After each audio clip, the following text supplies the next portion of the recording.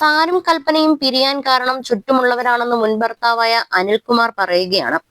സ്വകാര്യ മാധ്യമത്തിന് നൽകിയ അഭിമുഖത്തിലായിരുന്നു അനിലിന്റെ തുറന്നു പറച്ചിൽ. ഒരിക്കലും ഞങ്ങൾ തമ്മിൽ വഴക്കുണ്ടാക്കിയിട്ടില്ല. ഒരു വലിയ പ്രശ്നത്തിന്റെ പേരിലല്ല ഞങ്ങൾ അകന്നത്.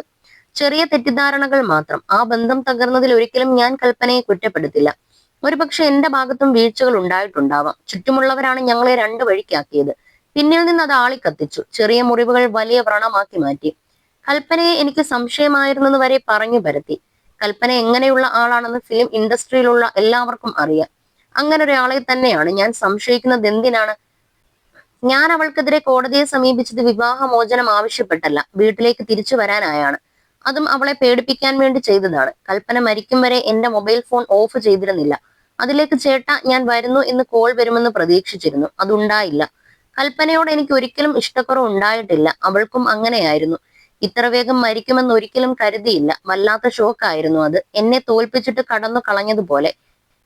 കൽപ്പന മരിച്ചപ്പോൾ കുറച്ചു ദൂരെ ഒരു ഷൂട്ടിങ്ങിലായിരുന്നു. അതിലുപരി ഞാൻ മനഃപൂർവ്വം പോകാതിരുന്നതാണ്. ജീവനില്ലാത്ത കൽപ്പനയെ കാണാനുള്ള ശക്തി എനിക്കില്ല. കൽപ്പന മരിച്ച ശേഷം പോലും മകളുമായി കോണ്ടാക്ട് ഉണ്ടായിരുന്നു. കുറച്ചു നാളായി കാണാറില്ല, സംസാരിക്കാറുമില്ല. ആരൊക്കെയോ ചേർന്ന് അവളെ തെറ്റിദ്ധരിപ്പിച്ചിട്ടുണ്ടാവാം. ഇടക്കാലത്ത് അമ്മ കിടപ്പിലായി. ആ സമയത്ത് വിവാഹത്തെക്കുറിച്ച് അമ്മ ഓർമ്മിപ്പിച്ചിരുന്നു. അമ്മ മരിച്ചതോടെ തീർത്തും ഒറ്റപ്പെട്ട അവസ്ഥയായി. രണ്ടാം വിവാഹം അറേഞ്ച്ഡ് മാരേജ് ആണ്.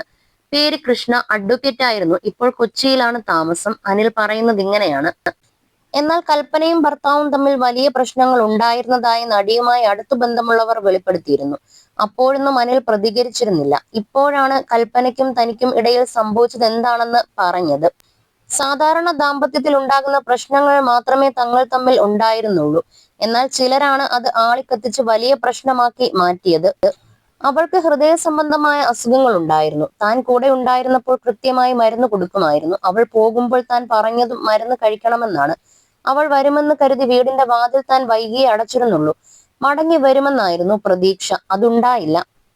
മകളും ഞാനും തമ്മിൽ നല്ല അടുപ്പത്തിലായിരുന്നു. കൽപ്പന മരിച്ചപ്പോൾ പോലും ഞങ്ങൾ തമ്മിൽ അടുപ്പമുണ്ടായിരുന്നു. എന്റെ കുടുംബമായിട്ടെല്ലാം വളരെ കണക്റ്റഡ് ആയിരുന്നു അവൾ. എന്നാൽ ഇപ്പോൾ കുറച്ചു നാളുകളായി അവളുമായി യാതൊരു ബന്ധവുമില്ല. മകളെ ഒരിക്കൽ നേരിട്ട് കാണാൻ ശ്രമിച്ചിരുന്നു. സമ്മാനവുമായി അവളെ കാണാൻ പോയി. എന്നാൽ ഗേറ്റിന് പുറത്ത് ഏൽപ്പിക്കാനാണ് അവർ പറഞ്ഞത്. അതോടെ ആ പോക്കും നിന്നു. എന്താണ് നമുക്കിടയിൽ ഉണ്ടായതെന്ന് അറിയില്ല. മകളിപ്പോൾ കൽപ്പനയുടെ അമ്മയ്ക്കൊപ്പമാണ്. നല്ല നിലയിലാണ് അവർ അവളെ നോക്കുന്നത്. മകൾ തെറ്റിദ്ധാരണ മാറ്റി തന്റെ അടുത്തേക്ക് വരുമെന്ന് തന്നെയാണ് പ്രതീക്ഷ. അല്ലെങ്കിൽ അവൾ ആവശ്യമുള്ള സമയത്ത് ഞാൻ അവളെ തേടി പോകുമെന്നും അനിൽ പറഞ്ഞു.